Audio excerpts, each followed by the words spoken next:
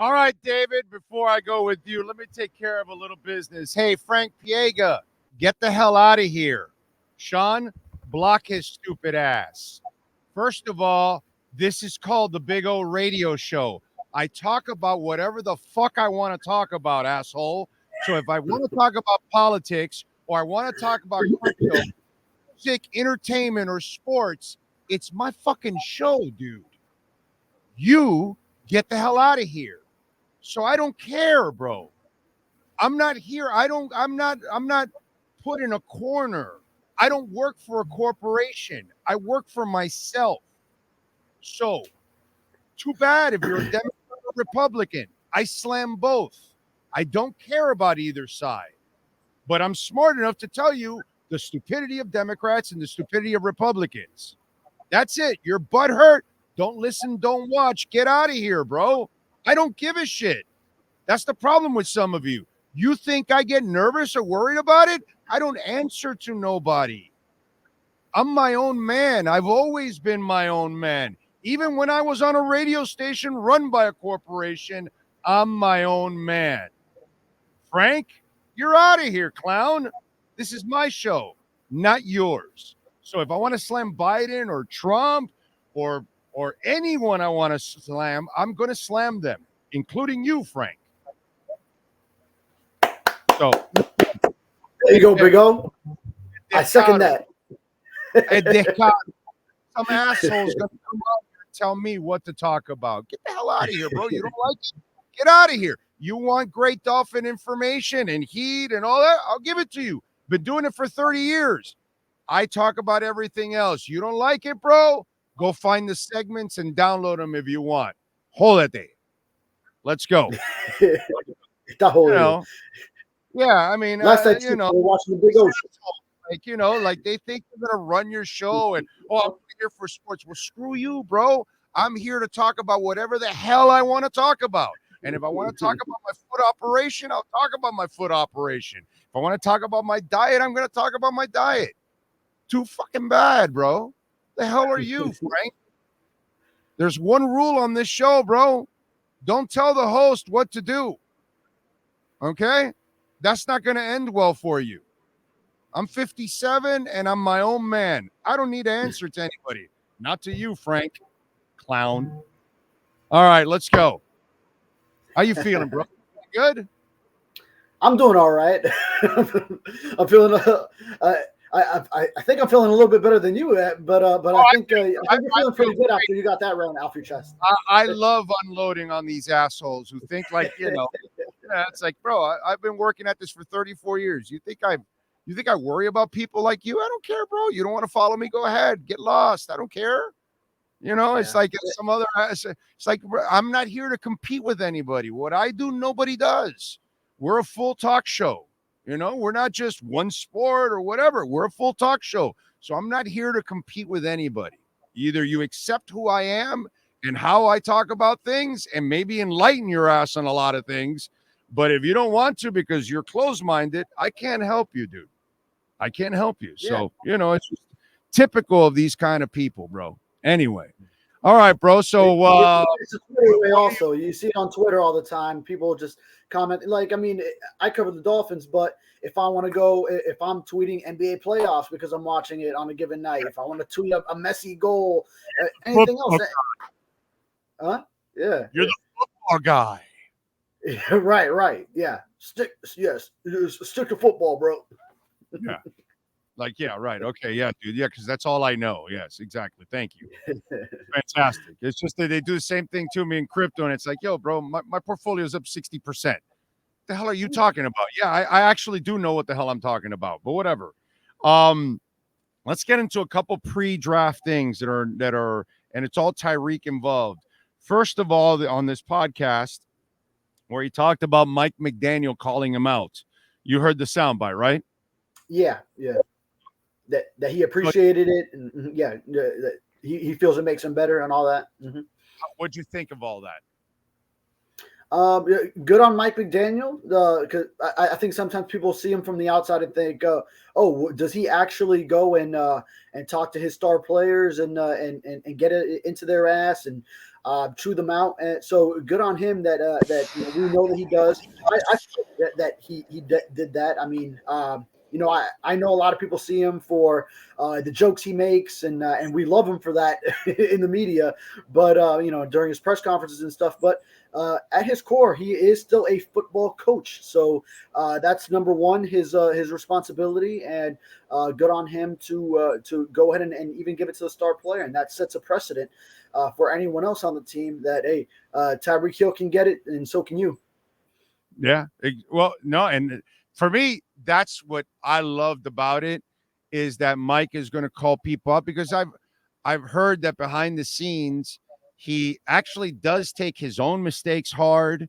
He does mother F players, but we don't see that. But again, that's kind of like Chris Greer. I'm sure he may have some disagreements or something, but publicly, you probably will never see him say anything bad about anybody because that's just not his style. And McDaniel publicly, like Spo, I'm sure Spo behind the scenes rips into people all the time because that's kind of been known that he will do that. But publicly, will Spo ever rip a player? No, he'll never rip a player no matter what. He'll just, he'll PC work through it. You've been on that beat too, And so it's just the way but it's great. Now on the flip side, for me on the Tyreek thing, it kind of like for me, Tyreek now is the Peanuts teacher. Want, want, want, want, want, want, want, want, want, want, want, want, want. It's all just white noise. I was talking about it, and yesterday, it's just white noise. It's just blank noise that I hear coming from him now. I just don't want to hear anymore. Oh, I'm going to be a terror to the Kansas City Chiefs this week. That boom, boom. And he's the reason why they lost the game in that first Kansas City game. Mike McDaniel may be ripping him for the second game, but the first game, Tyreek lost all by himself, pretty much dropping the bomb, which would have been points, 3 or 7, and the fumble, which was 7 points. He pretty much gave the game away himself, that week. And then to tell me, oh, I got to be better and all that. And, he told the other podcast, so I got to be better off the field and all that. We've heard all of this, bro. Talk is cheap. It's time to put up or shut up. Like I put out a few weeks ago. This is his last year here. They didn't ask for any money. They sent pretty much this message was sent this offseason. You're not, he wants Tua to change. Well, Tua didn't use him in Hawaii. He went with Tehran and Jalen Ramsey. Okay. I don't see Tyreek being a part of a lot of other guys' camps and all that kind of stuff. It's been kind of a quiet thing. They needed money badly in the offseason. They didn't even go to him. Message has been sent. He's on double secret probation. And over this next year, if he wants to play another year with them, he's going to have to be on his best behavior. So for me, that's where I'm at with Tyreek. It's like, dude, I know you're a hell of a player. How about dropping the baggage finally? You know what I'm saying? So like the talk is cheap. What about you? Yeah, I mean, I do like that he takes the coaching seriously. So that he does go out and say publicly, yeah, I mean, I need to be better. I took that to myself and that I need to improve and I need to show out for this team based on that. And he always seems to take accountability publicly. So we hear him in his press conferences. And I remember coming back from the bye last November when he got married. And then he was saying all this about, I'm going to be a changed man and this and that. And then now a lot of the stuff that we found out later, the paternity suits and the lawsuit with the Instagram model, that we know that stuff actually occurred before that. So he was coming off of it. and then saying, okay, then we start finding out what those things were, what those incidents were that he was talking about, that he's going to change his ways from. But then he still had incidents that came after that, like the whole dispute over his divorce, alleged divorce. And then he's saying he never tried to do, and then the flicking of the unlit cigar and all this. The police had to be called to his house, and so that was after that. And then we have him saying again, sort of all these things. It almost feels like a broken record. He keeps saying these things, but then the incidents keep popping up. So yeah, it's time to make it action instead of words that you want to hear from Tyreek as far as off the field. And then I think this draft will be telling if the Dolphins do take a wide receiver earlier than expected, because we look at wide receiver for, okay, the Dolphins need a wide receiver 3. They've offered Odell Beckham so that he could be that third wide receiver after Tyreek Hill and Jalen Waddle. But but we look at their draft needs as, okay, in the trenches, O-line, D-line, edge defender, because there's questions about Jalen Phillips and Bradley Chubb coming off their injuries. But if they end up going receiver earlier than expected, and it's not just for that wide receiver 3, then that could be that contingency plan for going forward of, all right, now this is a guy we're pairing with Jalen Waddle in the future, and his rookie year, he's going to be the wide receiver 3 behind Tyreek and Jalen. But then future, it's going to be Jalen Waddle and insert whoever is that drafted receiver. So that could be interesting if we do see that Thursday or Friday night. I would be that, that I just want him to kind of cut all the bullshit out and maybe focus on everything here. And then maybe, here's the other thing that came out today. He was insulted that Kansas City gave Pacheco the number 10 number. Did you see that one? I didn't see that one, but it was funny because I always thought, oh, I see number 10, and I'm like, wait, Tyreek Hill? No, wait, he's on the Dolphins now. What's going on? Oh, that's Pacheco now. So let me read it. Let me read you the quote. I have it here because I was going to talk about it later, but I figure I'd bring it up with you because he felt disrespected, is what he said. He goes, Kansas City got a really good running back. He's a dog. You can hear and see every step he takes. He runs so hard. He told the $1 Million Worth of Game podcast. I did feel disrespected when they gave him the 10, though. I didn't like that. There's only 110 now. There should only be 110 in your heart. See, and here's my problem with today's athlete, because it's not a Tyreek thing. This is today's athlete. Dude, you were there for 6 years. You weren't there for a career. 6 years is not a career, And by the way, just for fun, in 6 years, ready? 1239 and 9, 1276 and 15, 860 and 7, 1479 and 12, 1183 and 7, 593 and 6. Those are yards and touchdowns. 2 years in Miami. 1799, 13, 1710, 7. Brother, you're building a better legacy here than you were there, actually, to be quite honest. But again, in 6 of your years, 2 of them, you got 860 and 593. Your first year and your fourth year, where you only played 12 games. So you have 2 of your 4 years that were substandard years as it is. How do you expect them to retire or put the 10 like, yeah, you won a title, big deal.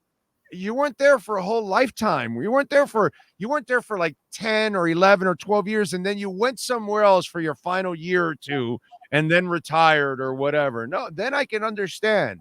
But 6 years and really only 4 dynamic years out of the 6, we're supposed to like retire your number? Again, kind of like Frank Piega. Un descaro. You have him by name and everything. Yeah. Okay. Interesting. 6 years. I mean, I'm thinking in football terms, that's more than in other sports. And now I do think of like Chris Bosh with the Miami Heat. His number, it hangs in the rafters at what is now Kaseya Center. So, and he ended up, he was there for the 4 of the big 3, and then he had the blood clot starting the next couple of seasons. So kind of like 6-ish. So I'm just thinking of a comparison. Yeah, I mean, it was 6 Pro Bowl seasons, all of them for Tyreek Hill. I know he had early on it was as a returner, and then an elite receiver, and then obviously things ended the way they did. Now, Chris Bosh, things ended on good terms between him and the organization. Just he had the health concerns with the blood clots. He would have been with the Heat much longer had it not been for that. Tyreek Hill, he was looking for his money, and then he ends up getting a trade so that he could get paid the highest wide receiver salary with another organization. Dolphins were willing to pay, so that's how he ends up here. So, yeah, I mean, different terms that they leave their organizations on, and then the Chiefs, they go and they win 2 Super Bowls back-to-back once he's out of there, and they have another number 10. So, now, Tyreek Hill was there for a lot of playoff wins, a lot of playoff runs, and 1 Super Bowl that was won at Hard Rock Stadium, but yeah, I mean, it's kind of a fringe on the border legacy for Tyreek Hill in Kansas City as far as they won 2 without you. They won 2 without you. You left and they kept winning. Now they had to make the decision on the jersey before winning those Super Bowls. So they did allow it before they had access to that information. But it is telling then to go and win back-to-back Super Bowls after that, which I know he talked about as well, that bothered him a little, or it bothered him a little bit at first, and then that he was able to eventually get over and really honestly wholeheartedly congratulate his former teammates. You're a piece. You're not the most important piece. You're not the reason. Yeah. You just helped along the way like all the others. But we all know the reasons why you're winning. It's because of Brett Veach. It's because of the head coach and because of the quarterback. That's it. It's your front office, your head coach, and the quarterback, and Chris Jones. Those are the reasons why the Kansas City Chiefs are the Kansas City Chiefs, bro. You have a Mahomes and a Chris Jones. You have an Andy Reid, bro. Are you kidding me? I mean, those are centerpieces. Everything else is interchangeable. As far as the pass catchers, he was felt to be number 2 to tight end Travis Kelce. As far as what the Chiefs had in Travis Kelce at tight end, they deemed less replaceable anywhere else than replacing Tyreek at wide receiver. Granted, they have all these ops and everything going on, and the wide receiver core hasn't been as strong in Kansas City since he left, but Patrick Mahomes still finds a way. He gets out of these midseason ruts with those guys, ends up pulling them up from their bootstraps and taking them to Super Bowls back-to-back seasons. So it's just more credit to him as a quarterback. Yeah. All right. So where are you leaning now in the first round?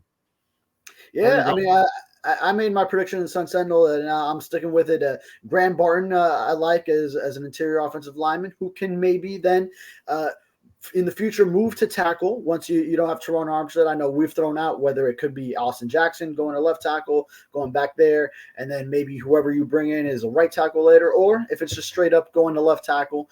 He has the positional versatility that he can play all 5 on the line.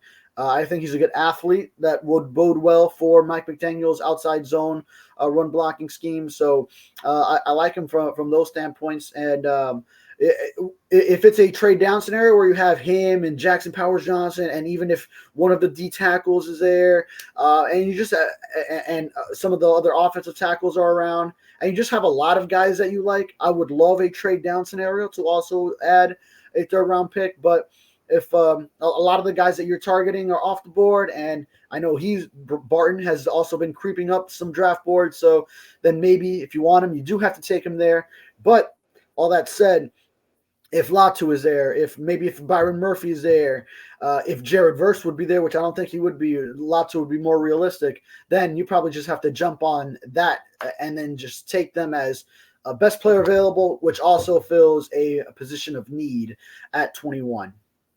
Follow him on Twitter at David Furones. Make sure you call my friends at Welt and Rheaume at 954-966-4646. Consultation is completely free. They can help you with personal injury, bankruptcy, homeowner property damage, condo damage, criminal defense, business owner claims, commercial litigation. They do it all. 954-966-4646. And subscribe to the Sun Sentinel and follow my man David Furones there. David, we will catch up on Friday. We'll get your thoughts on the Dolphins' first round pick on Friday, my friend. Have a terrific one. Appreciate you. Excellent. Sounds great. Thank you. You got it. There you go. David Furones with our Welt and Rheaume Miami Dolphins report.